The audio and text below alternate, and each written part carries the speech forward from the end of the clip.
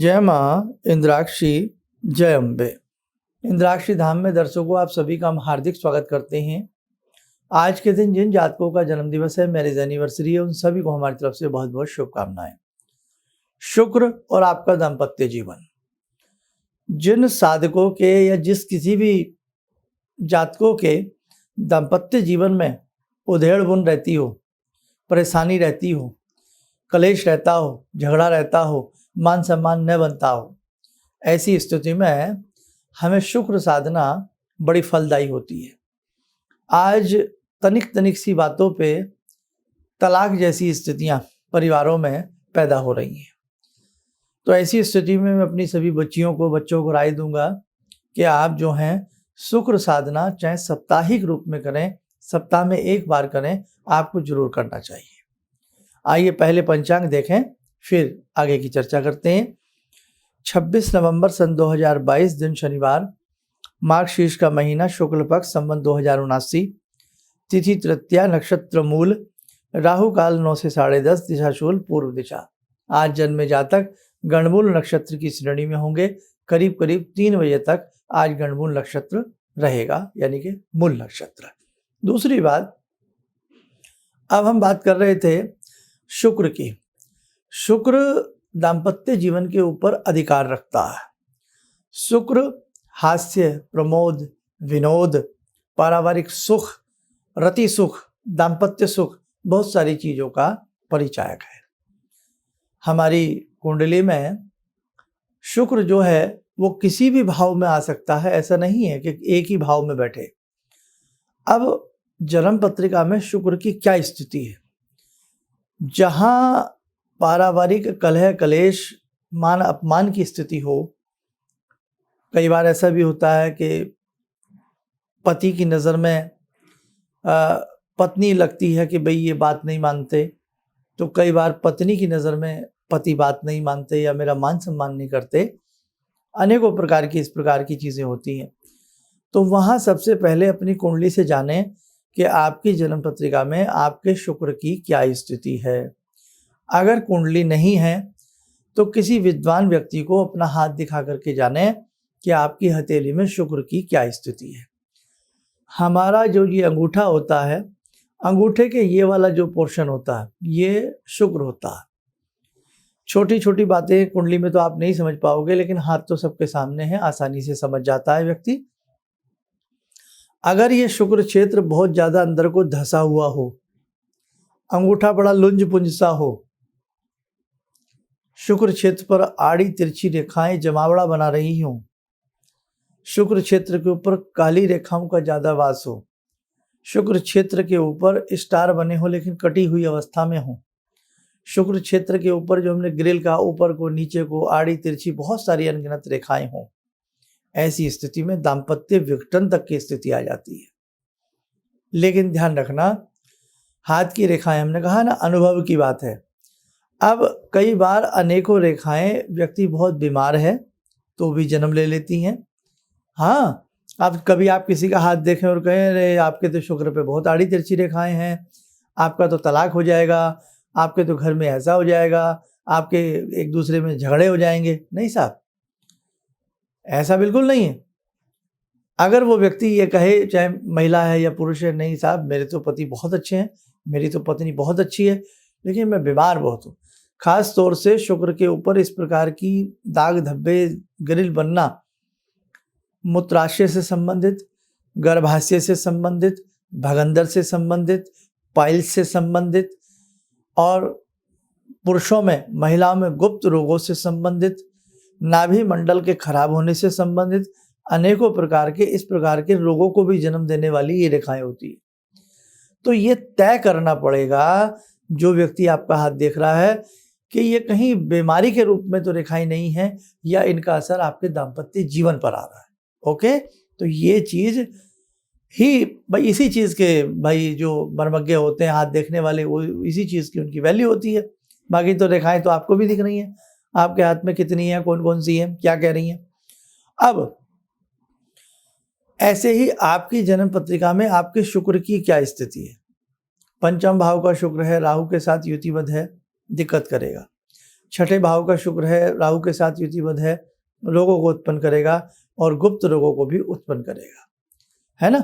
आज हम बात कर रहे हैं अब दाम्पत्य जीवन में बिगड़ता स्वभाव।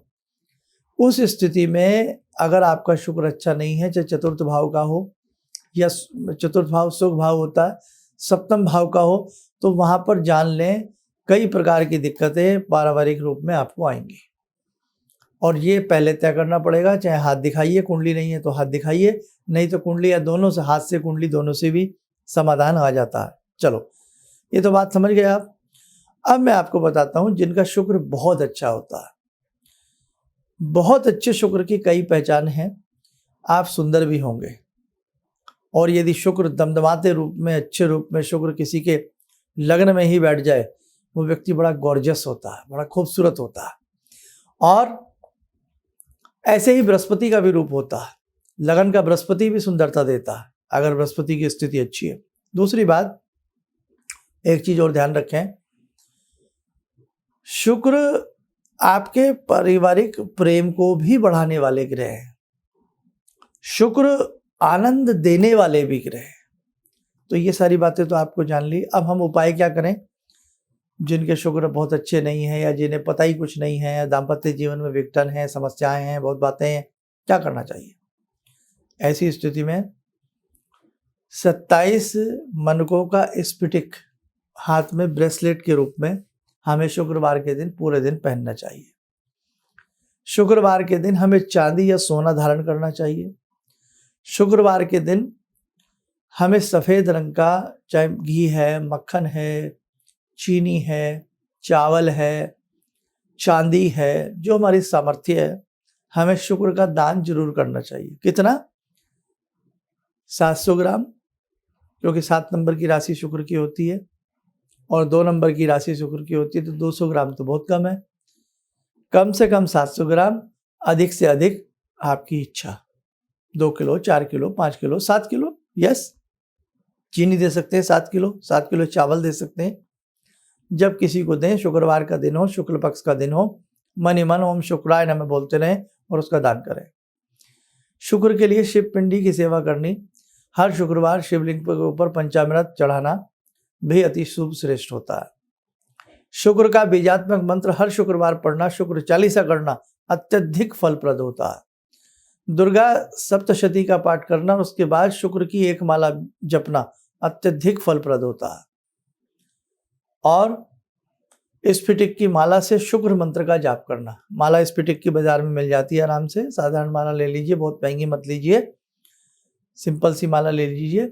और यदि अच्छी क्वालिटी की माला शुक्रवार के दिन आप गले में पहनते हैं, चाहे प्रतिदिन भी पहन सकते हैं, वो थोड़ी सी महंगी आएगी, मे बी 1000 या 2000 के आसपास वो माला आपको आराम से मिल जाएगी, जिसमें अच्छी कटिंग हो, जिस माला की कांच ना हो, क्योंकि इसमें कांच बहुत आता है। ध्यान रखें, डुप्लीकेसी आजकल पहले जन्म लेती है और ओरिजिनल चीज़ें दब जाती हैं, ध्यान रखिएगा।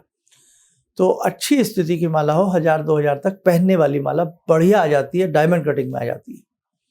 तो शुक्रवार के दिन उसको आप पहनिए। पहले कच्चे दूध से, शुद्ध जल से धूप दीप दे करके, स्नान आदि करा करके शुक्र का ओम द्राम द्रीम द्रोम से शुक्राय नमः, यही बीजात्मक मंत्र जपते हुए वो माला हमें धारण कर लेनी चाहिए। गले में पहनने वाली माला से कभी जाप नहीं करना चाहिए, ध्यान रखना। बहुत लोग क्या करते हैं, वही माला उतारी, जाप शुरू कर दिया, वही माला पहन ली। नहीं साहब, बिल्कुल ऐसा नहीं करना चाहिए। क्यों? कई बार बता चुका हूँ, लंबा एपिसोड हो जाएगा, ये ध्यान रखिएगा। आगे बढ़े।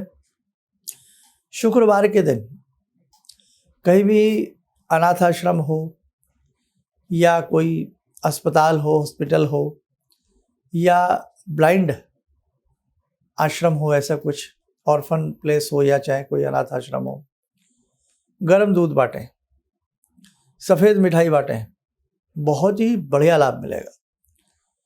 तो आप हर शुक्रवार नियम बनाओ कि शुक्र की एक मंत्र माला की, मतलब शुक्र की बीजात्मक जो शुक्र है, बीज मंत्र जो है, उसकी एक माला करेंगे।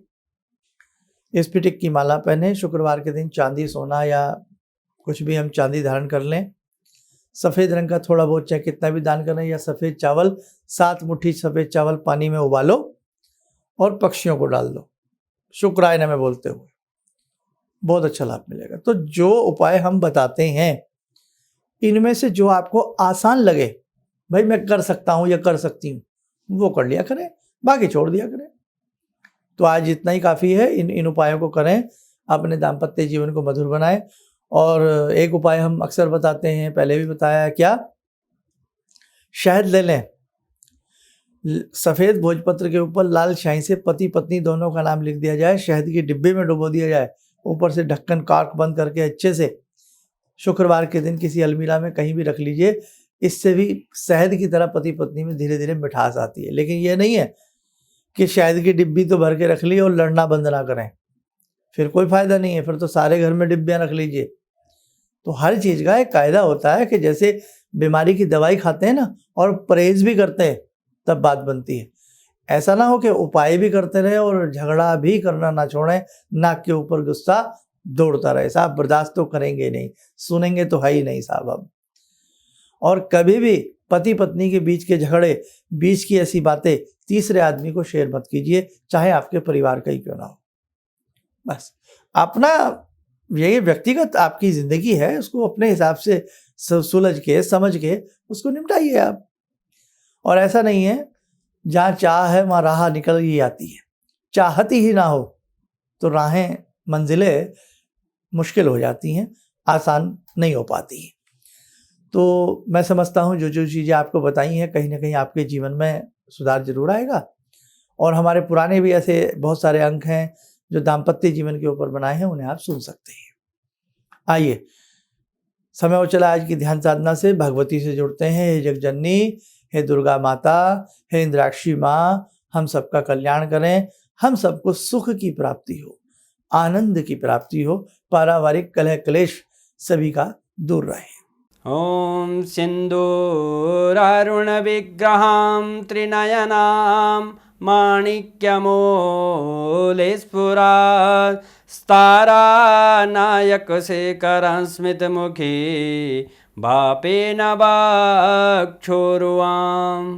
पाणिभ्यामलपूर्णरत्नचषकां रत्नोत्परां बिभ्रति सौम्यां रत्नघटस्थरक्तचरणां ध्यायेत् पराम् अम्बिकां खड्गं चक्रगदेषु चापपरिगान् शूलम्बुशोण्डिं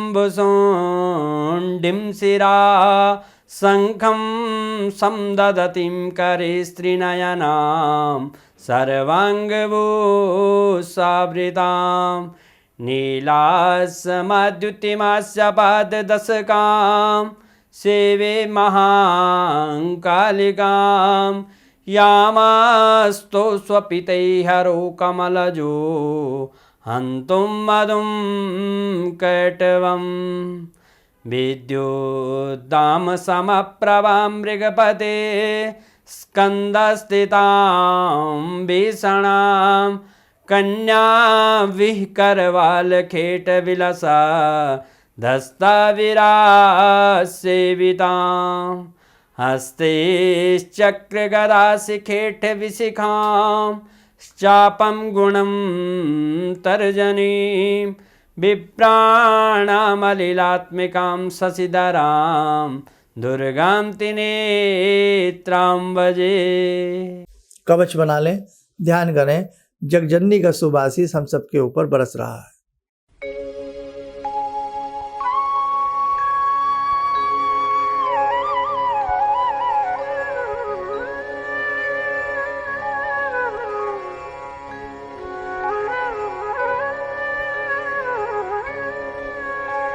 ओम बोलते हुए नेत्र खोलें, सामान्य हो जाए।